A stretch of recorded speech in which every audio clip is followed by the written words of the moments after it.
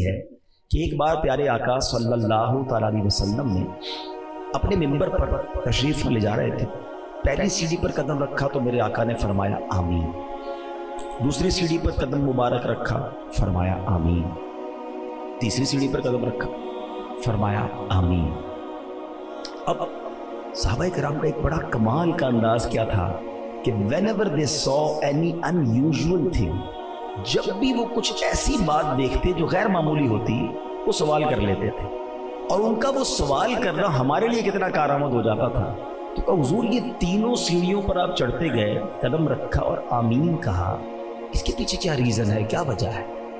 نبی پاک صلی اللہ تعالیٰ علیہ وسلم نے فرمایا جبریل امین میرے پاس آئے اور انہوں نے آ کر یہ دعا کی. جب میں نے پہلی سیڑھی پر قدم رکھا، حدیث کا میں خلاصہ اس کا تھا، جب پہلی سیڑھی پر قدم رکھا تو انہوں نے دعا کی کہ یا اللہ عز و جل وہ برباد ہو جائے، اس کی ناک خاک آلود ہو جائے. عربی کا ایک محاورہ ہے، جب بھی یہاں جب یہ یوز ہوگا نا کہ اس کی ناک خاک آلود ہو، اس کا مطلب وہ برباد ہو جائے. یا اللہ وہ برباد ہو جائے کہ جو رمضان کو پائے اور اپنی مغفرت نہ کروا سکے. رسول پاک علیہ الصلوۃ والسلام فرماتے ہیں میں نے اس دعا پر آمین کہا ہے. پھر سیکنڈ سٹیپ پر جب میں نے قدم رکھا تو انہوں نے دعا کی کہ یا اللہ عز و جل وہ ہلاک ہو جائے، برباد ہو جائے کہ جو اپنے ماں باپ کو پائے اور اپنے ماں باپ کی خدمت نہ کرے اور خدمت اسے جنت میں نہ پہنچا دے، وہ بھی برباد ہو جائے. آقا کہتے ہیں میں نے اس دعا پر بھی آمین کہا. تیسری کہا یا رسول اللہ، اللہ کی بارگاہ میں جبریل امین نے دعا کی کہ یا اللہ وہ بھی برباد ہو جائے جو نبی پاک علیہ الصلوۃ والسلام کا نام سنے اور پیارے آقا علیہ الصلوۃ والسلام پر درود نہ بھیجے، وہ بھی برباد ہو جائے. نبی پاک فرماتے میں نے اس دعا پر بھی آمین کہا. اب ذرا سمجھیے گا کہ دعا کرنے والا کون ہے؟ فرشتوں کا سردار. اور دعا پر آمین کہنے والے کون ہیں؟ نبیوں کے سردار صلی اللہ تعالیٰ علیہ وسلم. اٹ مینز کہ اب اس دعا کی قبولیت میں تو کوئی کمی یا کوئی شک نہیں رہا نا. یہ دعا تو قبول ہی قبول ہے، لیکن اب ہم نے سوچنا یہ تینوں چیزیں ہمیں میسر ہیں. رمضان کچھ ہی دنوں میں آنے والا ہے، رمضان مل گیا اور رمضان کو پا کر بھی جو مغفرت نہ کروا سکا، دعا کر رہے جبریل امین کہ یا اللہ وہ برباد ہو جائے، اور نبی پاک کہہ رہے آمین. تو it means at any cost ہمیں اپنی مغفرت کروانی ہے رمضان.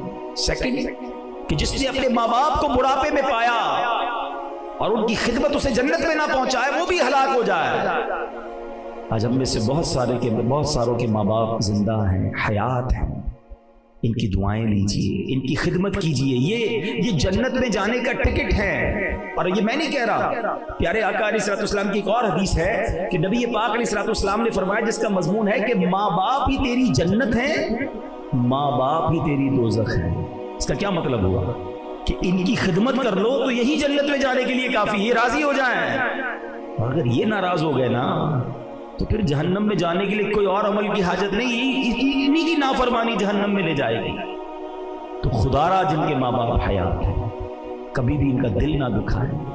جن کے ماں باپ چلے گئے نا ان کو بڑے یاد آتے ہیں. اب بعد میں بڑا خیال آتا ہے کہ میں نے اور ٹائم دینا تھا، میں نے اور خدمت کرنی تھی، میں نے اور ان سے محبت کرنی تھی اور ان سے دعائیں لینی، پھر چانس نہیں ملتا. اب کئی لوگ ہیں جن کو ماں باپ سے ملنے کے لیے قبر پہ جانا پڑتا ہے. جب خوشی کا موقع آتا ہے تب بھی ماں باپ یاد آتے ہیں، جب کوئی تکلیف آتی ہے جب بھی ماں باپ یاد آتے ہیں. نیا گھر لو تو ماں باپ یاد آتے ہیں، نئی گاڑی لے تو ماں باپ یاد آتے ہیں. کتنے خوش ہوتے تھے، کتنی دعائیں دیتے تھے. تکلیف ہوتی تھی تو ماں باپ یاد آتے ہیں کہ پریشانی میں ماں کی گود میں بیٹھ کر، ماں کے قدموں میں بیٹھ کر سر رکھ کے عرض کرتا تھا کہ ماں تکلیف میں ہوں تو سر پہ ہاتھ رکھتی تھی. کہتی بیٹے گھبرانا نہیں، اللہ خیر کرے گا، میں دعا کروں گی. باپ کہتا تھا بیٹا میں ہوں پریشان مت ہونا، مگر وہ سب چلے گئے. اور اب پچھتائے کیا ہو جب چڑیا چگ گئی کھیت. اب یہ خیال آتا. تو میں ان سب کو کہتا ہوں کہ جن کے ماں باپ حیات، بڑے خوش نصیب ہو تم کہ تمہارے گھر میں وہ ہستیاں ہیں کہ احادیث میں یہ مضمون ملتا ہے کہ جو محبت کی نگاہ سے ماں باپ کو ایک بار دیکھے اسے حج مبرور کا ثواب دیا جاتا ہے، مقبول حج کا ثواب. صحابی عرض کرتے ہیں حضور ماں باپ تو گھر میں ہی ہوتے ہیں نا، 100 بار کوئی دیکھے، وَإِن نَظَرَ كُلَّ يَوْمٍ 100 مرة، حضور کوئی 100 بار دیکھے. اللہ کے حبیب فرماتے اللہ اکبر و اطیب، اللہ بہت بڑا اور پاک ہے، 100 بار بھی کوئی دیکھے اللہ 100 حج کا ثواب عطا فرمائے۔ اچھا یہ ذرا انڈرسٹینڈ کیجئے گا کہ ماں باپ کو محبت سے دیکھنے پر حج کا ثواب ہے، تو خدمت کا ثواب کتنا ہوگا، قدم پیر دبانے کا ثواب کتنا ہوگا، اپنے ہاتھوں سے کھانا کھلانے کا ثواب کتنا ہوگا، اپنے پیسے ان پر خرچ کرنے کا ثواب کتنا ہوگا، ان کے لیے دوائی لانا، ان کی دل جوئی کرنا، صرف محبت سے دیکھنے پر جب حج کا ثواب ہے تو خوش نصیب ہیں وہ لوگ جو ماں باپ کی خدمت کرتے ہیں، ماں باپ کی دعائیں لیتے ہیں۔ اور جس کے ماں باپ بوڑھے ہو گئے نا، بیسیکلی وہ بڑا لکی ہے کہ خدمت کا موقع تو اب ملے گا نا۔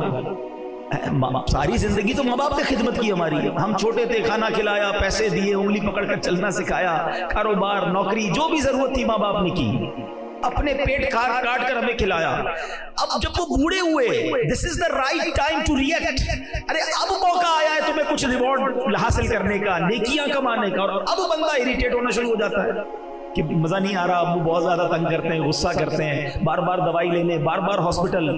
نہیں میرے بیٹے اسلام، بھاگ جاگ گئے تمہارے، نصیب جاگ گئے۔ ایسے بھی ماں باپ ہیں کہ جو خدمت کرتے کرتے ہی چلے گئے، بچوں کو خدمت کا موقع ہی نہیں ملا۔ ارے جس کو موقع ملا وہ خوش نصیب ہے کہ اب لے لو دعائیں، اب حاصل کر لو۔ اور یقین مانیے ہمارے پیسوں کا نصیب ہے اگر وہ ماں باپ پر خرچ ہو۔ ہاں یہ کبھی نہ سوچنا یہ میرا، یہ ماں باپ کا، ارے سب کچھ ہمارا ماں باپ کا ہے، ہم دنیا میں آئے انہی کے سبب ہیں، وہ نہ ہوتے تو ہم نہ ہوتے۔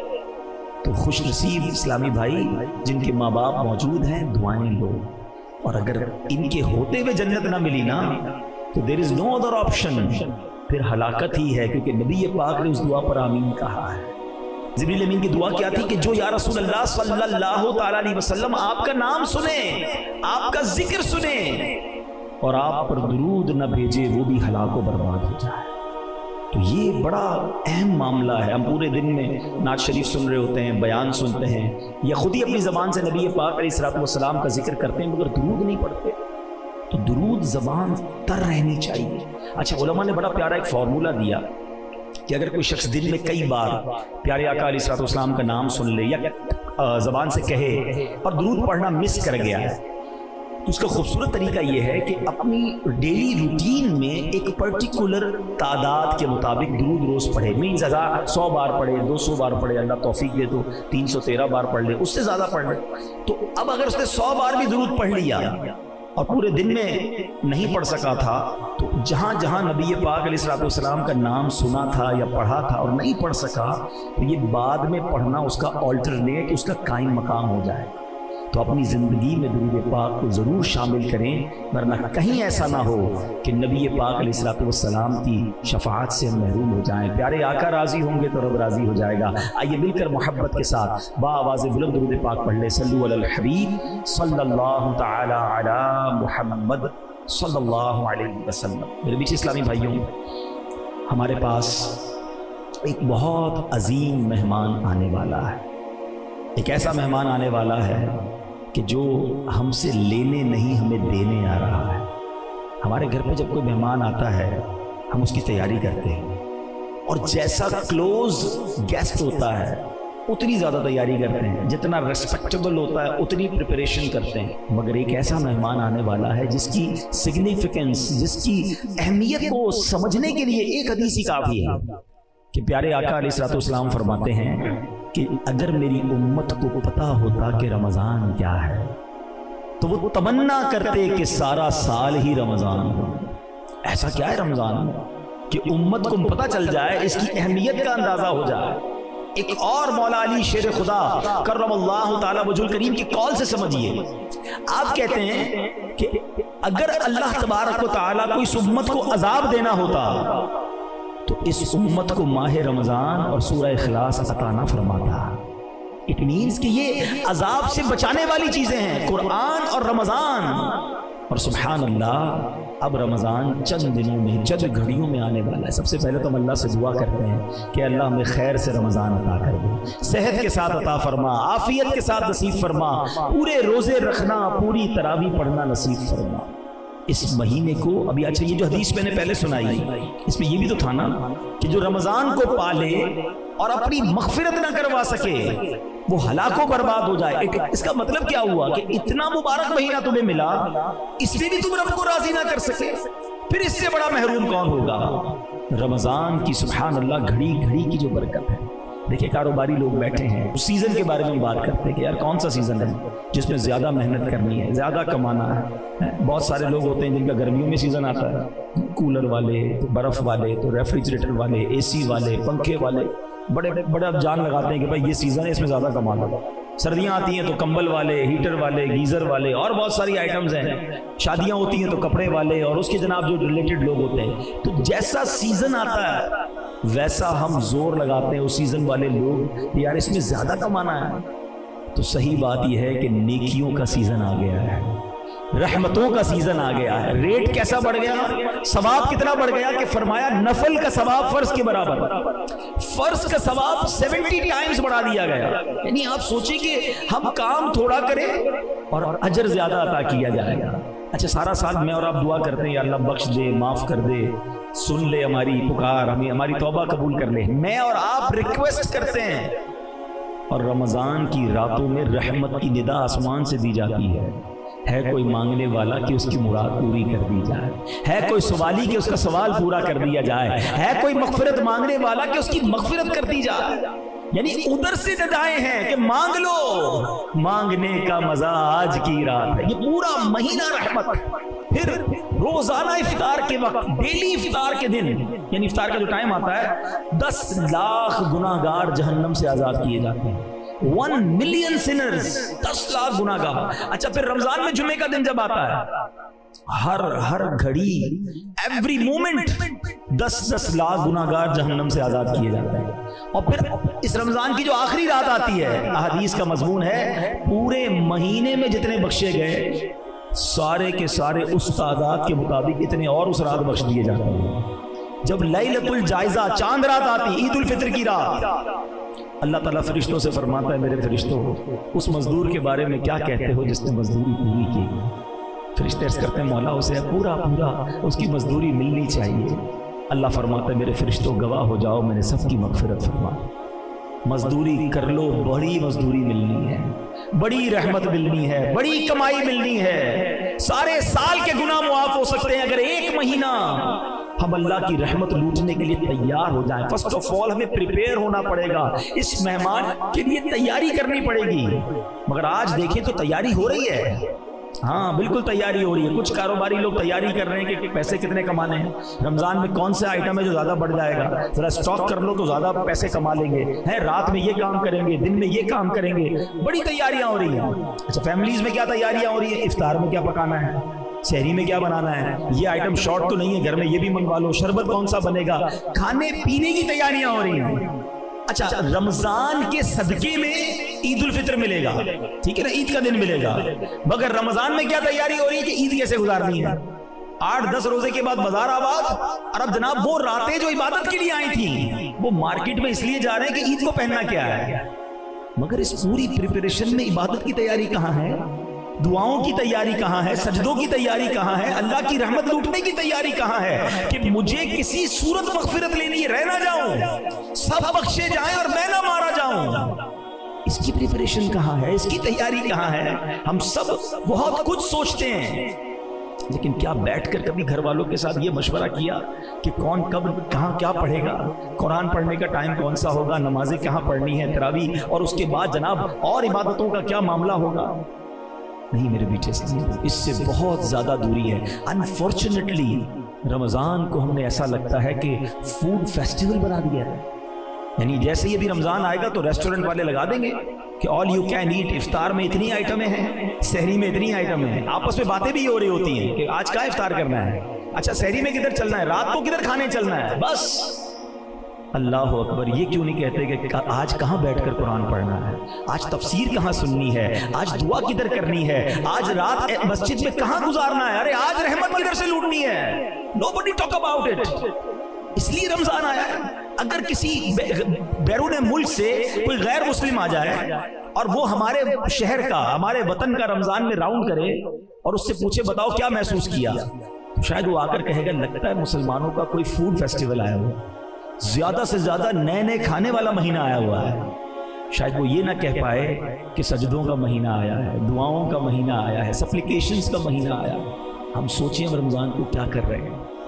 دیکھیں جتنا جلدی لوگ دنیا سے جا رہے ہیں نا، بیماریاں ہیں، پریشانیاں ہیں، اور اس کے باوجود we are not ready to prepare for ہیئر آفٹر۔ ہم آخرت کی تیاری کے لیے تیار ہی نہیں ہو رہے، سوچ بھی نہیں رہے کہ میرے ساتھ بھی ہو سکتا ہے۔ یہ آس پاس سے جو جنازے اٹھ رہے ہیں، کب سوچیں گے کہ میری باری بھی آنے والی؟ لوگ کہیں گے یار ہمارے ساتھ ہی تھا، پتہ بھی نہیں چلا گیا دنیا سے، بس 2-4 دن یاد کریں گے، پھر کوئی یاد نہیں کرے گا۔ میں ہوں گا اور میرے اعمال ہوں گے، اور میں اکیلا قبر میں ہوں گا۔ خدا کی قسم ہماری لاٹری لگنے والی ہے۔ اگر جیتے جی پھر رمضان مل جائے نا، یہ چند دن، میں تو بہت دعائیں کر رہا ہوں اللہ زندہ رکھیے رمضان تک، عافیت سے رمضان دینا، خیر سے رمضان گزارنا نصیب فرمانا، کیونکہ کوئی بھروسہ نہیں زندگی کا۔ اگر یہ رمضان مل جائے نا، یقین کرو یہ اللہ کا احسان ہوگا۔ اور اب اس رمضان کو زندگی کا آخری رمضان سمجھ لو کہ بس کسی صورت میں نے اللہ کو راضی کر لینا ہے، کیونکہ اللہ کریم کی رحمت چاہتی ہے کہ میں اور آپ بخشے جائیں۔ ایک سجدے پر، رمضان میں ایک سجدے پر 1500 نیکیاں عطا کی جاتی ہیں، حدیث کا مفہوم ہے، اور اس کو جنت میں سرخ یاقوت کا گھر عطا فرمایا جائے گا۔ ہر سجدے پر، ہر سجدے پر ایسا درخت جنت میں اس کے لیے لگایا جائے گا کہ جناب جدھر 500 سال تک گھڑ سوار گھوڑا دوڑاتا رہے، اس کے سائے میں دوڑتا رہے گا۔ ارے ایک سجدے کا اتنا ثواب! اس میں بھی لوگ تراویح نہیں پڑھتے، 3 روزہ پڑھ لی باقی فارغ، 5 روزہ تراویح پڑھ لی باقی فارغ۔ ارے اللہ کے بندو تراویح تو پڑھنی، نوافل بھی پڑھ لو نا، ہر سجدے پر ثواب ہے نا۔ یہ مہینہ تو اس لیے آیا ہے، ہمیں تو کرنا کیا چاہیے؟ اے کاش ہم یہ پلان کریں کہ رمضان میں تراویح بھی پوری پڑھوں گا، بلکہ نوافل بھی پورے پڑھوں گا۔ ہم نے تو پلان ہی کچھ اور کیا ہوا اپنی زندگی میں۔ عصر کتنی 4 رکعتیں، ظہر کتنی 4-2-2، اچھا مغرب کتنی 3 اور 2، عشاء کتنی 4-2-3۔ اول تو پڑھنی نہیں ہے، پڑھنی ہے تو شارٹ کٹ والی پڑھنی ہے۔ ارے اللہ کے بندو کیوں یہ نیکیاں چھوڑتے ہو؟ اور اب ایٹ لیسٹ رمضان میں تو یہ پلان کر لینا، یار رمضان میں پوری نماز پڑھوں گا، تراویح بھی پڑھوں گا، اوابین بھی پڑھوں گا، تہجد بھی ادا کروں گا۔ پورا سال گناہ کیے ہیں، پورے سال خطائیں ہیں، یا اللہ یہ مہینہ ایسا دے دے کہ تجھے راضی کرنے میں کامیاب ہوتا۔ یہ مہینہ کتنا اہم ہے آپ کو معلوم ہے؟ نزول قرآن کے بارے میں تو آپ جانتے ہیں، لیکن اس مہینے کی ایک اور شان شاید بہت ساروں کو نہیں پتا کہ اللہ کریم نے جو 4 بڑی آسمانی کتابیں نازل کی ہیں نا، توریت، انجیل، زبور اور قرآن، یہ چاروں کی چارے رمضان میں نازل فرمائی ہے، یعنی رمضان ہی کو چنا گیا۔ سبحان اللہ۔ آئیے آپ کی معلومات میں اضافہ کروں کہ مسند امام احمد کی روایت میں ہے کہ اللہ کے آخری نبی صلی اللہ تعالیٰ علیہ وسلم نے فرمایا، حضرت ابراہیم کے صحیفے رمضان کی پہلی رات میں نازل ہوئے، تورات شریف رمضان مبارک کی 7ویں رات میں نازل ہوئی، انجیل مقدس رمضان کی 14ویں رات نازل ہوئی، اور زبور شریف رمضان کی 6 تاریخ کو نازل ہوئی۔ اور سبحان اللہ، قرآن کے بارے میں رب فرماتا ہے، شہر رمضان الذی انزل فیہ القرآن، رمضان کا مہینہ جس میں قرآن نازل کیا گیا۔ سبحان اللہ، ذرا سوچئے اس مہینے کی اہمیت کیا ہے، اور ہمیں اس مہینے میں کتنی بڑی نعمتیں عطا کی گئی ہیں، کتنی مہربانیاں کی گئی ہیں۔ پہلا عشرہ عشرہ رحمت، دوسرا عشرہ عشرہ مغفرت، تیسرا عشرہ جہنم سے آزادی کا عشرہ۔ اچھا، اس میں بھی ایک رات، یہ شب قدر جو عطا ہوئی نا، اس کے پیچھے بڑی زبردست علماء نے سورہ قدر کے شان نزول لکھے، ٹھیک ہے؟ سورہ قدر پڑھتے ہیں نا، بسم اللہ الرحمن الرحیم، انا انزلناہ فی لیلۃ القدر وما ادراک ما لیلۃ القدر لیلۃ القدر خیر من الف شہر۔ یہ جو 3 آیتیں ہیں نا، اس کو سمجھیے گا ذرا، یہ قرآن کا بہت خوبصورت اسلوب ہے، یہ the way of قرآن ہے کہ جب قرآن کو کسی بات پر emphasize کرنا ہوتا ہے، کسی بات کی تاکید کرنی ہوتی ہے، تو قرآن خود کوسچن ہم سے پوچھتا ہے، انا انزلناہ فی لیلۃ القدر، ہم نے نازل کیا اسے لیلۃ القدر میں۔ پھر آگے فرمایا وما ادراک ما لیلۃ القدر، تم نے کیا جانا لیلۃ القدر کیا ہے؟ یہ کوسچن کرنے کا مطلب یہ ہے کہ اٹریکشن لی جائے، لوگ سمجھے کہ بڑی اہم بات ہونے جا رہی ہے، be prepare for that words. جس طرح قرآن نے سورہ قارعہ میں فرمایا القارعۃ ما القارعہ، وما ادراک مل قارعہ، تم نے کیا جانا قارعہ کیا ہے؟ اور اس کے بعد قرآن اسے ڈیفائن کرتا ہے. بالکل اسی طرح قرآن یہاں کہہ رہا ہے کہ تم نے کیا جانا لیلۃ القدر کیا ہے. پھر فرمایا لیلۃ القدر خیر من الف شہر، یہ وہ رات ہے جو 1000 مہینوں سے بہتر ہے. There is a question, why 1000 months؟ یہ 1000 مہینوں کی کیلکولیشن کیا ہے؟ 100 سال ہوتے، 50 سال ہوتے، 200 سال ہوتے، یہ 1000 مہینوں کے پیچھے لاجک کیا؟ اس کے پیچھے علماء نے، مفسرین قرآن نے بہت ساری جس کو کہیں شان نزول بیان کی ہے. نبی پاک علیہ الصلوۃ والسلام نے صحابہ کرام کے سامنے ایک واقعہ بیان کیا. پیارے آقا علیہ الصلوۃ والسلام نے بتایا، جس کا مضمون ہے کہ پچھلے زمانے میں ایک بزرگ ہوتے تھے، ان کا نام تھا شمعون. بنی اسرائیل کا زمانہ تھا، حضرت شمعون. نبی پاک نے فرمایا کہ وہ بڑی اللہ کی عبادت کرتے تھے، دن میں جہاد کرتے، رات کو عبادت کرتے، اور 1000 مہینوں تک انہوں نے ایسے وقت گزارا. روزہ بھی رکھتے تھے، بڑے جاندار تھے، بڑے طاقتور تھے، مگر بڑی صفاکی کے ساتھ، طویل واقعہ میں شارٹ کر کے بتا رہا ہوں، بڑی صفاکی کے ساتھ، بڑے ظلم کے ساتھ آپ کو شہید کر دیا گیا. اب جب صحابہ کرام نے واقعہ سنا تو کیا شاندار مائنڈ سیٹ تھا صحابہ کرام کا. ہمیں کوئی پچھلی قوم کی، پچھلے کسی لوگوں کی بات بتائے تو کہتے ہیں اچھا اتنے پیسے تھے، ہمارے پاس کیوں نہیں ہے؟ ہم تو کسی کے گھر جاتے ہیں، اس کا گھر دیکھ کے ہمارا موڈ آف ہو جاتا ہے، یار اس کا اتنا بڑا، میرا چھوٹا سا گھر ہے، اتنی بڑی گاڑی میری کب ہوگی؟ اس کی گھڑی دیکھے تو رات نہیں گزرتی. اللہ کے بندو، اس ریس میں مارے جاؤ گے. ہاں، یہ کبھی نہیں جیت سکتے، پریشان ہی رہو گے. اگر یہ والی ریس کرنی ہے نا تو پریشان ہی رہنا ہے، کیونکہ کروڑ پتی ارب پتی کو دیکھ کے پیچھے رہ جائے گا. ارب پتی کے اوپر خرب پتی موجود ہے. آپ کتنی بھی بڑی گاڑی لے لیں، ہم لوگوں کے پاس پرائیویٹ جیٹ آ گئے، کہاں تک جاؤ گے؟ اللہ کے بندو، جو رب نے دیا ہے اس پہ شکر ادا کرو، انجوائے کرو اپنی لائف کو. ہاں چلے ایک اس بات کو یہی روکتے ہیں. یہ بات جب چلی ہے اور اس کیلیبر کے لوگ بیٹھے ہیں، لائف میں اگر سکون لانا چاہتے ہیں نا، 2 باتیں یاد کر لیں کہ نعمتوں میں اپنے سے کمتر لوگوں کو دیکھیں، ٹھیک ہے، اور نیکیوں میں اپنے سے آگے لوگوں کو دیکھیں. آپ کی لائف مزیدار ہو جائے گی. آپ کو جب بھی لگے نا کہ یار میرے سے آگے لوگ ہیں، وہ نہ دیکھیں، اپنے سے پیچھے والوں کو دیکھیں. جھونپڑی میں لوگ رہ رہے ہیں، روڈوں پہ سو رہے ہیں، کھانے کو پیسے نہیں ہیں، گھر نہیں ہے، ہاسپٹل میں پڑے ہوئے ہیں، بڑی بڑی بیماریاں ہیں. ارے اللہ نے تو مجھے کروڑوں سے اچھا بنایا ہے، میں کیوں آگے والے کو دیکھ کر ٹینشن میں ہوں؟ پیچھے والوں کو دیکھو گے تو سجدے سے سر نہیں اٹھے گا. شکر کرتے کرتے زندگی گزر جائے گی اور انجوائے بھی کرو گے اپنی لائف کو. ہاں، نیکیوں میں دیکھو. کمپٹیشن کرنا ہے، آئیے نا، میں بتاتا ہوں. صحابہ کرتے تھے نا کمپٹیشن، وہ بھول گئے آپ؟ حضرت عمر رضی اللہ عنہ آدھا مال لائے تھے، حضرت ابوبکر صدیق اپنے گھر کا سارا مال لے آئے. کیوں؟ کمپٹیشن تھا، نیکیوں میں آگے بڑھنا ہے. ہمیں اچھی گاڑی والے، پراڈو والے کو دیکھ کر تو خیال آتا ہے کہ میری کرولا کیوں رہ گئی. تمہیں تہجد گزار کو دیکھ کر خیال کیوں نہیں آتا کہ میں تہجد کب پڑھوں گا؟ یہ تہجد بھی پڑھتا ہے، یہ روز قرآن پڑھتا ہے، مجھے قرآن پڑھنا ہی نہیں آتا. یہ بزنس بھی کرتا ہے، دین کا کام بھی کرتا ہے، میں کب کروں گا؟ یہ والی ریس میں آ جائے نا کہ یہ اللہ کے قریب پہنچ رہا ہے، جنت کے محل بنا رہا ہے، دنیا کا بنگلہ بنا رہا ہے، اس کی ٹینشن ہے. ارے ڈیفینس میں 2000 گز کا بنگلہ بنا لیا، میں پیچھے رہ گیا. یہ کیوں نہیں دیکھتے کہ جنت میں اس کے کتنے محل بن گئے، میں کنگال رہ گیا؟ دیکھو نا نیک لوگوں کو، آ جاؤ اس ریس کے اندر، یہ انشاءاللہ تمہیں آگے لے جائے گی. اور ایک اور بات میں آپ کو بتا دوں کہ جو آپ کے پاس ہے نا، اس پر انجوائے کرنا سیکھیں، ورنہ لائف بے مزہ ہو جاتی ہے. میں آپ کو سمجھاتا ہوں اس بات کو. ایک بادشاہ تھا، وہ بڑا پریشان رہتا تھا، بڑے پیسے تھے اس کے پاس، مگر نیند نہیں آتی تھی، ٹینشن بہت تھی. اپنے وزیر کو بلایا کہ یار بتاؤ تو صحیح کہ یہ اتنے پیسے، اتنا مال، اتنا سلطنت، نیند ہی نہیں آتی، عجیب سی کیفیت رہتی ہے. اور میں اپنے غلاموں کو دیکھتا ہوں، یہ بڑے مزے میں مستی مذاق کر رہے ہوتے ہیں، رات کو سکون کی نیند سو جاتے ہیں، زمین پہ ہی سو جاتے ہیں، مجھے نرم بستر پر نیند نہیں آتی. میری اور ان میں فرق کیا ہے؟ یہ اتنا انجوائے کیوں کر رہے ہیں لائف کو، میں پریشان کیوں ہوں؟ اس نے کہا بادشاہ سلامت، یہ بات آپ کو 99 نمبر کے فارمولے سے سمجھ آئے گی. یہ کون سا فارمولہ ہے؟ کبھی سمجھاتا ہوں. اس نے ایک غلام کو بلایا، ادھر آؤ بادشاہ سلامت، آپ اس کو 100 اشرفیاں تحفے میں دے دیں. بادشاہ تھا، اس کے لیے 100 اشرفیاں کیا چیز ہے. 100 اشرفیوں کی تھیلی منگوائی، وزیر کے ہاتھ میں دی. اس وزیر نے کیا کیا، چپکے سے اس کے اندر سے ایک اشرفی نکال کے جیب میں رکھا. اچھا مبارک ہو. اس غلام کی تو لاٹری لگ گئی، زندگی میں ایک اشرفی نہیں دیکھی تھی، 100 اشرفیاں. او جناب، گھر گیا، خوشی خوشی سارے گھر والوں کو، بچوں کو جمع کیا، بیوی کو بلایا، مبارک ہو مبارک ہو. کیا ہوا؟ 100 اشرفیاں بادشاہ نے دی ہیں، اپنی تو زندگی بن گئی. سارے بچے خوش، وائف بھی خوش.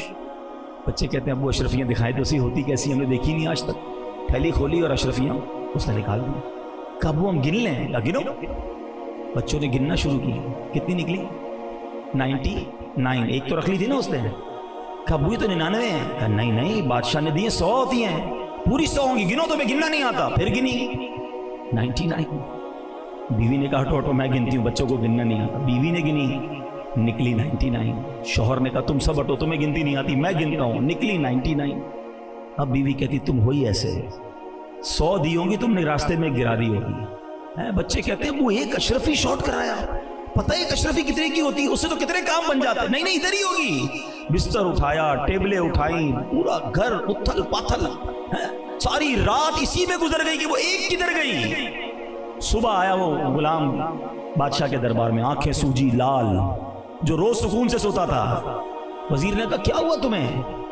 तो बादशाह सलामत, बड़ा मसला हो गया। क्या हुआ? आपने तो 100 दी होंगी लेकिन हुआ ये घर गया तो 99 निकली थी। वजीर ने जेब से एक निकाली कि ये ले जाओ। वो तो चला गया। अब वजीर ने जो बादशाह से बात की ना, मैं आप सबको समझाना चाहता हूँ। अब बादशाह सलामत, आपका प्रॉब्लम भी यही है, आपके पास जो है ना आप उस पर खुश नहीं हैं, जो नहीं है उसी की फिक्र में जिंदगी खराब कर बैठे हैं। हम सब का यही हाल है।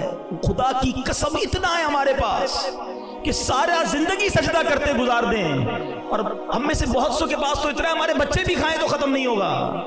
मगर टेंशन ये कि वो क्यों नहीं है, वो कब मिलेगा? वो एक अशरफी की तलाश में तुम जो 99 मिली हुई है उसको ना एंजॉय कर रहे हो, ना शुक्र अदा कर रहे हो, ना मजे ले रहे हो लाइफ को। अरे जो है उस पर खुश रहो। तो बहरहाल मेरे मीठे इस्लामी भाइयों, ये बात नबी पाक ने जब सहाबा को बताई ना कि वो हजरत शमून ने इतनी इबादत की, तो सहाबा ने क्या खूबसूरत माइंड सेट था। बात यहीं से चली थी ना, वापस आ गया मैं। सहाबा कहते हैं हुजूर इतने सारी इबादतें की उन्होंने 1000 महीनों तक। हुजूर हमारी तो उम्र ही थोड़ी है, हम तो छोटी उम्र वाले, उसमें आराम भी करते हैं, बचपन में गुजर गए कुछ साल। तो ये पिछली कौम वाले तो आगे बढ़ गए नेकियों में। Look at the mindset of सहाबा इकराम। उनको फिक्र ही ये थी कि हुजूर वो नेकियों में आगे बढ़ गए। अब जब सहाबा ने ये कहा ना, तो नबी पाक अलैहिस्सलाम के भी दिल अक़दस पर रंज हुआ, और मेरे आका के दिल पर रंज हो तो रब को ये कब गवारा है। जिब्रील अमीन आ गए, कहते हुजूर घबराइए नहीं, अल्लाह करीम ने आपकी उम्मत को एक ऐसी रात अता कर दी है। सूरह कदर लेकर आए, एक ऐसी रात अदा कर दी है कि जो अगर आपकी उम्मत साल में एक बार उस रात में इबादत कर ले, हजरत शमऊन के 1000 महीनों वाली जो इबादत है उससे ज्यादा जो है आपकी उम्मत आगे बढ़ जाएगी। So that is the reason of 1000 months।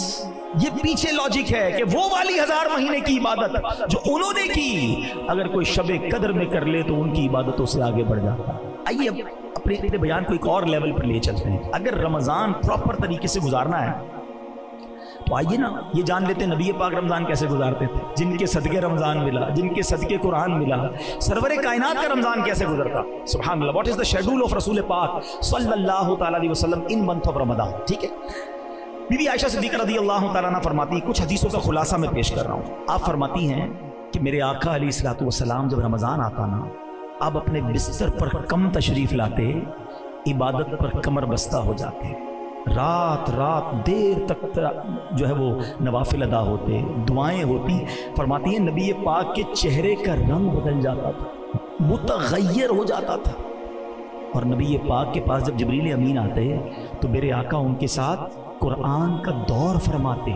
ठीक है, और मेरे आका की दरियाए सखावत का आलम यह था कि जिस तरह तेज आंधी चलती है, नबी पाक रमजान में उससे भी ज्यादा सखावत फरमाते थे, उतनी ज्यादा अल्लाह की राह में खर्च करते थे। तो हदीसों से ये 4 मेन बातें पता चली हैं, नमाजें, नवाफिल, दुआएं, तिलावत और सखावत। ये हमने भी पकड़ लेना है। अपने रमजान को इस बार इस तरह गुजार के देखो कि इबादत में गुजारना है, सारी नमाजें पढ़नी है, रोजे रखने हैं, तरावी पढ़नी है, खूब तिलावत करें।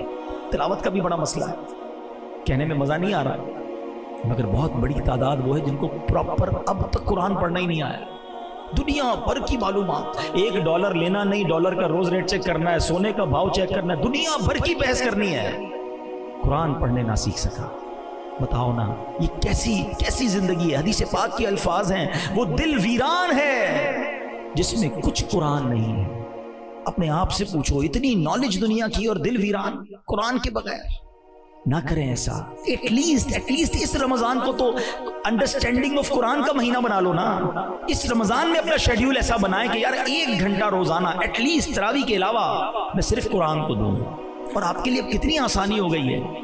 एक बुजुर्ग ने बड़ी प्यारी बात की कि पिछले 1400 सालों में दीन सीखना इतना आसान नहीं था जितना अब आसान हो गया है।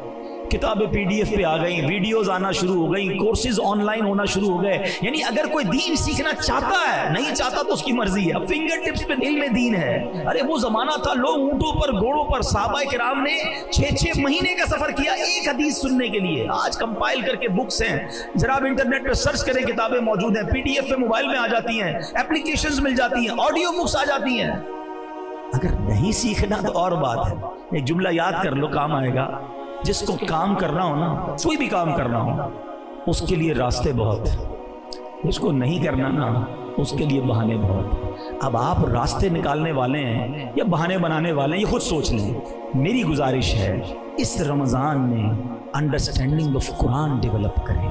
अल्लाह कहता क्या है कुरान में, फरमाया क्या उसने, मुझसे क्या बात की है रब ने, तो खुदारा कुरान को वक्त दें, कुरान की अपने तलफ़ुज़ दुरुस्त करें। दावत इस्लामी ये सारी सर्विसेज आपको दे रही है। ऑनलाइन क्लासेस मौजूद हैं, आप ऑनलाइन पढ़ लें, घर बैठे आपको ऑनलाइन कारी साहब पढ़ा देंगे, इस्लामी बहनों को इस्लामी बहनें पढ़ा देंगी। इसके अलावा हमारे पास हमने बड़ी एक आसान तफसीर कुरान सिरातुल जनान बिल्कुल आसान उर्दू में मौजूद है, उसको PDF भी डाल दिया है, उसको एप्लीकेशन भी बना दिया है, आप ऑडियो भी रिलीज कर दी है, ताकि आप घर बैठे सिर्फ सुनते ही रहें कुरान को कि तर्जमा क्या है, तफसीर क्या है। और आज की उर्दू में, 100 साल पुरानी उर्दू डिफिकल्ट थी और आसान उर्दू में लिख दिया कि लोग समझें। तो इस बार कुरान के साथ रमज़ान गुजारें। मेरे आका दौर फरमाते थे कुरान पर। जो हाफिज बच्चे मुझे सुन रहे हैं, कम से कम रमज़ान में कुरान तो पक्का कर लें, रमज़ान में तो अपने कुरान की दोहराई करें। वैसे तो सारा साल ही आपको करना चाहिए था, लेकिन ये तो नुज़ूल कुरान का महीना है, ख़ास रमज़ान और कुरान का एक कॉम्बिनेशन है, इसको हासिल कर लीजिए। और फिर इस रमज़ान में सखावत कीजिए। और ये जो सखावत है ना, इसके पीछे भी एक लॉजिक बड़ी प्यारी है। रमज़ान को माह सब्र भी कहा जाता है, माह मुआसात भी कहा जाता है। माह मुआसात, मुआसात के माने क्या है? खैर खाई करना, मदद करना है, लोगों की हेल्प करना। अब इसमें भी पता क्या होता है, बड़ी प्यारी बात मौलाना नकी अली खान जो आला हज़रत के भी वाले साहब लिखते हैं कि रमज़ान के रोज़ों के पीछे एक लॉजिक है। जब इंसान भूखा होता है ना, निढाल हो जाता है, असर के बाद कैफियत हो जाती है ना, तो बता इसको एहसास होता है कि गरीब कैसे ज़िंदगी गुजारते हैं। तुम्हारी औकात क्या है ये पता चल जाती। वो टोर, वो कर्र फर, वो जाहो जलाल, आवाज़ ही नहीं निकल रही होती है। इंसान अपने आप को हकीर, आजिज़ महसूस करता। अगर करे तो ये राइट तरीका है आजिज़ी इख्तियार करने का। रोज़े रख कर एहसास करो कि मैं तो इफ्तार कर लूँगा, गरीब तो पूरा साल ही भूखा होता है। और इसमें भी हमारे यार दोस्त क्या करते हैं, सहरी में इसलिए ज़्यादा खाते हैं कि पूरा दिन भूखा रहना है, और इफ्तार में इतना खाते हैं कि पूरा दिन भूखा रहते हैं। फिर सहरी और इफ्तार के दरमियान 4 बार और खाना है, क्योंकि भाई कल रोज़ा रखना है। कुछ दोस्तों का तो पता चलता है कि रमज़ान में वेट बढ़ जाता है। अरे रोज़े भी रखे और वजन कैसे बढ़ गया? ज़्यादा खाया ना। आप देख लें 5-6 रमज़ान बाद तरावी में आपको खांसियों की आवाज़ें आना शुरू हो जाएंगी, क्योंकि हमारे तो इफ्तार के वाजिबात में से समोसे हैं, पकौड़े हैं, उसके बदले तो लगता है इफ्तार ही नहीं होता। वो 5-6 चीज़ें तो ज़रूरी हैं। अब रोज़ तेल की आइटम खाएंगे तो गला ख़राब होना है। 10-15 रमज़ान के बाद डॉक्टर से पूछ लें, उधर जनाब वोमिटिंग की और डायरिया की और उसकी लाइनें लगी हुई होती हैं, क्योंकि हर चीज़ खानी है, ज़्यादा खानी है, इसलिए नहीं आया रमज़ान। अच्छा, जो हिकमत थी भूखा रहने की, वो भूख ही नहीं लगती। अच्छा, कुछ ऐसे जो सोते ही रहते हैं, अल्लाह माफ़ करे, ऐसे भी लोगों के बारे में सुना, सहरी करके सोते, इफ्तार में उठते हैं। हम जब छोटे थे खारादर में, तो एक जुमला सुना था, हमारे कुछ जो दोस्त थे वो कहते हैं भोंपू टू भोंपू रोज़ा रखते हैं। वो पहले भोंपू बचता था ना सहरी खत्म होने का और इफ्तार का, बोला भोंपू कर सुन के सो गए, अब अगले भोंपू पे उठेंगे। अल्लाह अकबर, ये कौन सा रोज़ा है कि तुम्हारी नमाजें कज़ा हो रही हैं? टाइम पास कर रहा हूँ यार, रोज़ा रखा है तो क्या कर रहे हैं? वीडियो गेम खेल रहे हैं, माज़अल्लाह फिल्में देखते हैं, सुना है। क्या कर रहे हैं हम रमज़ान के साथ? ये हमें भूख का एहसास दिलाना मकसूद था। एक बंदे के बारे में मौलाना नकी अली खान साहब लिखते हैं कि वो बड़े पैसे बांटता था गरीबों में। उसके रिश्तेदार समझाते कि भाई इतना खर्च मत कर, बचा के रख। बोलता नहीं, मैं अल्लाह की राह में खर्च करूंगा। माशाल्लाह करता रहता। 2-4 दोस्तों ने कहा इसको पकड़ के बंद कर देते हैं, ताकि इसको ये इंसान बन जाए, थोड़े बचाना सीख जाए। बंद कर दिया उसको, कुछ दिनों के लिए भूखा रखा, कैद कर दिया। थोड़े दिनों बाद छूटा ना, जब उसको छोड़ा तो वो जाके उसने और खर्च करना शुरू कर, ज़्यादा खर्च करना शुरू कर दिया। तो कहा तुम्हें कैद से सबक नहीं मिला? कहता कैद में गया तो सबक मिल गया कि भूखा रहा तो पता चला कि भूखों का हाल क्या होता है। गरीबों की फिक्र तो कैद में रह के मुझे हुई कि मैं चंद दिन कैद में रहा हूं तो मेरा ये हाल है। जो बेचारे सारी जिंदगी इस तरह गुजारते हैं उनका क्या हाल होगा। ये सबक देने आता है रमजान, मगर यहां तो प्लानिंग ही कुछ और है। तो प्लीज इस रमजान में नबी पाक के अंदाज को फॉलो कर लें और खूब खर्च करें। एक बात आज याद कर लीजिए, वैसे तो मेरे आका अलैहिस्सलाम जो फरमाए हक है, مگر نبی پاک نے یہ فرمانے سے پہلے کیا انفسائز کیا، تاکیدن کتنی شاندار بات فرمائی۔ حدیث پاک کا خلاصہ ہے کہ میں اللہ کی قسم کھا کر کہتا ہوں راہ خدا میں خرچ کرنے سے مال کم نہیں ہوتا۔ تو ڈیفینیٹلی ہو گیا نا کہ آپ نے خرچ کرنا ہے اور یہ کم نہیں ہونا۔ کیلکولیٹر کہے گا کم ہو گیا، ہاں یہ بتا دوں، لاکھ روپے میں سے 5,000 دو گے تو 95 ہی کیلکولیٹر بتائے گا نا۔ لیکن کچھ باتیں بیونڈ دا کیلکولیٹر ہوتی ہیں۔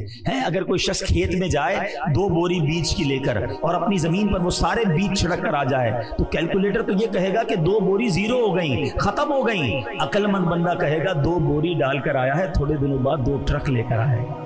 تو یہ اللہ کی راہ میں خرچ کرنا بیج ہی ہے۔ یہ تم بیج ڈالو، اللہ فصل عطا فرمائے گا، ہمیشہ ملٹی پلائی ہوتا ہے۔ جو لوگ پوری زکوٰۃ دیتے ہیں ان سے پوچھ لیجئے کہ اگلے سال وہ زیادہ دے رہے ہوتے ہیں۔ کیسے زیادہ دے رہے ہیں؟ کیونکہ اللہ اور برکت ڈال دیتا ہے۔ تو ہمیشہ ایک تو میرا ایک بہت بڑا درد ہے، اور اللہ کرے کسی کے لیے فائدہ ہو جائے، آپ بھی اس بات کو پلیز میں کہتا ہوں وائرل کریں، بات کریں، دوستوں میں بیٹھتے ادھر ادھر کی گپ شپ یہ والی بات کریں جو میں اب کرنے جا رہا ہوں۔ یعنی میری اب یہ فیلنگ اسٹرانگلی بنتی جا رہی ہے کہ جس طرح رمضان کے علاوہ بدقسمتی سے لوگ شاید 7 8 10% نماز پڑھتے ہیں، ایسا لگتا ہے کہ اب زکوٰۃ بھی 7 8 10% لوگ ہی پوری دیتے ہیں، نہیں دیتے زکوٰۃ۔ زکوٰۃ کی کیلکولیشن ہی کرنا نہیں آتی ہے، ذہن ہی نہیں ہوتا، بس تھوڑے بہت دے دیے، اتنے دے دو، بس کسی کی شادی کرا دی، کسی کا یہ کر دیا، ہو گئی ہماری۔ کیسے ہو گئی بھائی؟ ٹیکس ریٹرن آپ بھرتے ہو یا آپ کا وکیل بھرتا ہے؟ کیوں وکیل سے کرواتے نہیں یار؟ اس کو ذرا صحیح حساب آتا ہے۔ زکوٰۃ کا حساب آپ نے کیسے بنا لیا؟ آپ کو زکوٰۃ کا حساب بنانے کے لیے کسی عالم دین سے رجوع کرنا چاہیے۔ یہ پلر آف اسلام ہے، بچپن سے پڑھتے آ رہے ہیں نا، اسلام کے 5 پلر ہیں، 5 ستون ہیں۔ ایمان لانے کے بعد کیا ہے؟ نماز، روزہ، حج، زکوٰۃ۔ زکوٰۃ کو نہ سمجھنے کے لیے کوئی تیار ہے، نہ پراپر دینے کے لیے تیار ہے۔ حالانکہ پورے سال میں ایک بار، وہ بھی کتنے سارے مال کو تو ڈڈکٹ کر دیا گیا۔ اگر میں لاجیکلی بات کروں نا، ہے تو 2.5% ہی، لیکن اگر لاجیکلی بات کی جائے، اگر سمجھانے کے لیے، تو زکوٰۃ تو شاید 1-1.5% بنتی ہے۔ آپ کہیں گے یہ کیسے؟ بھائی آپ کا گھر نکل گیا زکوٰۃ سے، آپ کی فیکٹری نکل گئی، آپ کی ساری گاڑیاں نکل گئی، گھر میں جو سامان ہے وہ نکل گیا، اگر کوئی کرائے پہ جگہ دی تو وہ بھی نکل گئی۔ اب بتائیے ہمارا 50% نارملی سرمایہ، وہ گھر، گاڑیاں اور فیکٹری یا دکان جو ہماری مین چیزیں، فیکٹری کی مشینری بھی نکل گئی۔ اتنی ساری چیزیں تو شریعت نے مائنس کر دی، اب بچا کیا؟ اس پر 2.5% ہے، پھر بھی بھاری پڑ رہا ہوتا ہے، پھر بھی اس پہ جان جاری ہوتی ہے۔ حالانکہ حدیث پاک کے الفاظ ہیں کہ زکوٰۃ مال کا میل ہے، حدیث پاک کا مضمون ہے، جس مال میں یہ میل مل جائے اس مال کو برباد کر دیتا ہے۔ اور آگے عذاب الگ ہے، ادھر تو بربادی ہے، ادھر عذاب الگ کھڑا ہے۔ حالانکہ دینے والوں سے کیا فرمایا؟ سبحان اللہ، کہ اپنی زکوٰۃ دے کر اپنے مالوں کو مضبوط قلعوں میں قید کر لو، سیکیور ہو جاتا ہے آپ کا مال اللہ کی رحمت سے۔ اور ایک کتنی خوبصورت حدیث ہے کہ اللہ کے حبیب فرماتے ہیں کہ رب فرماتا ہے، حدیث قدسی ہے کہ اے ابن آدم، حدیث پاک کا مضمون ہے، اپنا مال میرے پاس جمع کروا دے۔ اللہ کہہ رہا ہے اے میرے بندے، اپنا مال میرے پاس جمع کروا دے، نہ جلے گا، نہ ڈوبے گا، نہ کم ہوگا، میں تجھے اس دن لوٹاؤں گا۔ نہ جلے گا، نہ ڈوبے گا، نہ چوری ہوگا، یعنی کم نہیں ہونا، اور میں تجھے اس دن لوٹاؤں گا جس دن تجھے ایک ایک نیکی کی ضرورت ہوگی۔ اللہ اکبر۔ وہ دن کون سا ہوگا؟ جب بیٹے کو ماں بھی مدد نہیں کرے گی، باپ کو بیٹا بھی جواب نہیں دے گا، نفسا نفسی کا دور ہوگا، ایک گناہ کوئی لینے کے لیے تیار نہیں ہوگا، ایک نیکی کوئی دینے کے لیے تیار نہیں ہوگا، اور اللہ کے یہاں وہ تمہارا ڈپازٹ جمع ہوگا۔ جب رب فرماتا ہے میں تمہیں اس دن دوں گا جس دن تمہیں ایک ایک نیکی کی ضرورت ہوگی، پھر خرچ کرنے میں سوچیں۔ رمضان سخاوت کا مہینہ ہے، رمضان عطاؤں کا مہینہ ہے، اور آپ بانٹے جائیں۔ اگر زکوٰۃ دے بھی دی نا اور نیکی کا کوئی اور کام آ گیا اور دے دیں۔ اور یہ بھی حدیث پاک کے الفاظ ہیں کہ گن گن کر خرچ نہ کرو، ورنہ وہ رب کریم بھی تمہیں گن گن کر عطا فرمائے گا۔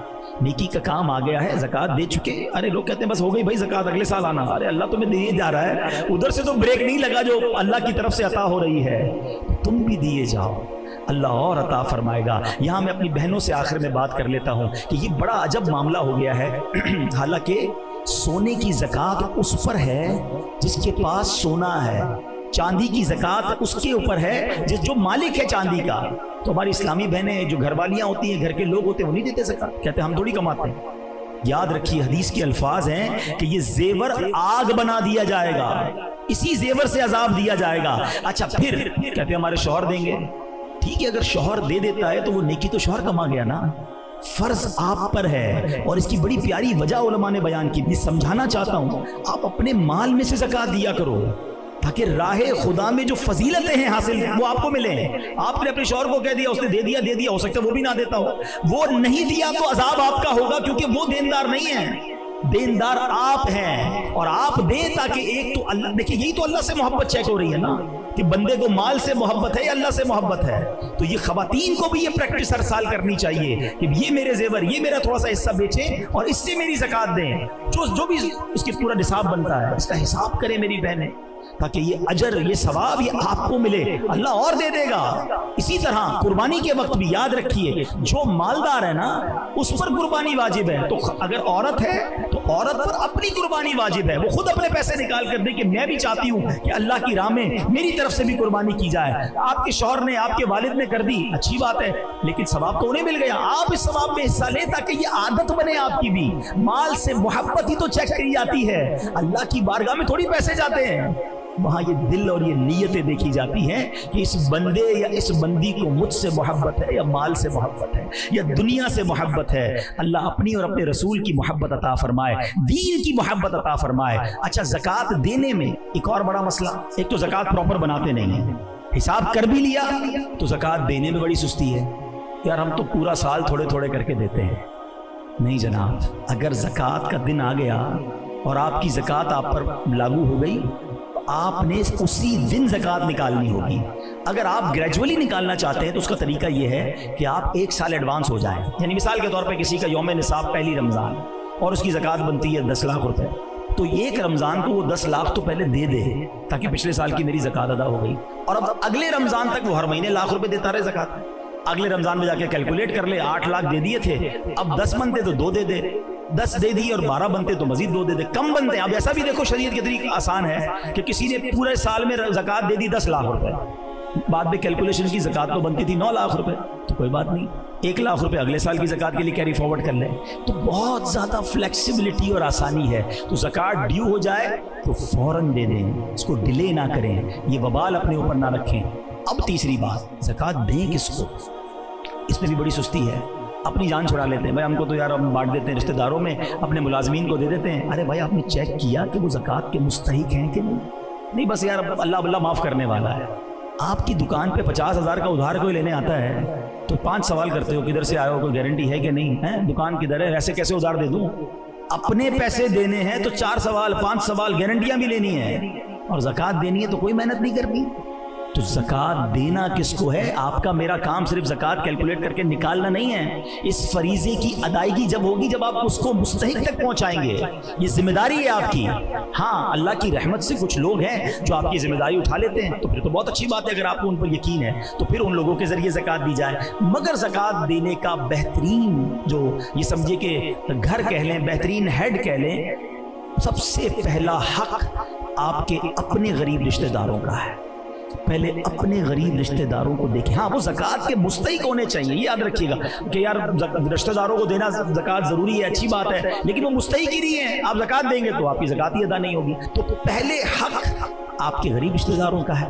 اس کے بعد میں گزارش کروں گا کہ عاشقان رسول کی بے شک عظیم و شان تحریک دعوت اسلامی آپ کے سامنے ہے کہ کتنے بڑے پیمانے پر دین کی خدمت کر رہی ہے. تو کمال کی آرگنائزیشن ہے، نمازی بھی بناتی ہے، قرآن بھی پڑھاتی ہے، جنت کے راستے پر بھی ہمیں لے جاتی ہے، اور بیمار ہو جائیں تو خون بھی دیتی ہے، پرابلم آ جائے تو کھانا اور راشن بھی پہنچاتی ہے. تو اتنی ساری ڈائمینشنز میں اگر کوئی آرگنائزیشن کام کر رہی ہو اور پھر کرسٹل کلیئر اکاؤنٹس کے ذریعے ہمارے الحمدللہ چارٹرڈ اکاؤنٹنٹس ہمارے اکاؤنٹس کو دیکھتے ہیں، ہم اپنے آڈٹ فرم سے آڈٹیں ہو رہی ہیں، آپ بھی ہمارا پارٹ بنیے. میں تو کہتا ہوں آپ اپنا صرف ڈونیشن نہ دیں، آپ دعوت اسلامی کا پارٹ بنیں اور اپنا ڈونیشن اپنے ہاتھ سے ہی خرچ کر لیں. دعوت اسلامی کے کسی ڈپارٹمنٹ کو اس طرح جوائن کریں کہ خود ہی اسے لیڈ کریں، تاکہ صرف اپنے دنیا کے لیے کام نہ کریں، اپنے کاروبار ہی کو ٹائم نہ دیں، اپنی آخرت کے لیے بھی ہم یہ کام کریں. اللہ کریم سے دعا ہے کہ رب کریم اس رمضان کو صحیح طریقے سے سنت کے مطابق گزارنا نصیب فرمائے، خوب عبادتیں کرنا، سارے روزے اور تراویح پڑھنا اور رکھنا، اور اپنی راہ میں خوب خرچ کرنے کی توفیق عطا فرمائے. آمین بجاہ النبی الامین صلی اللہ تعالی علیہ وسلم.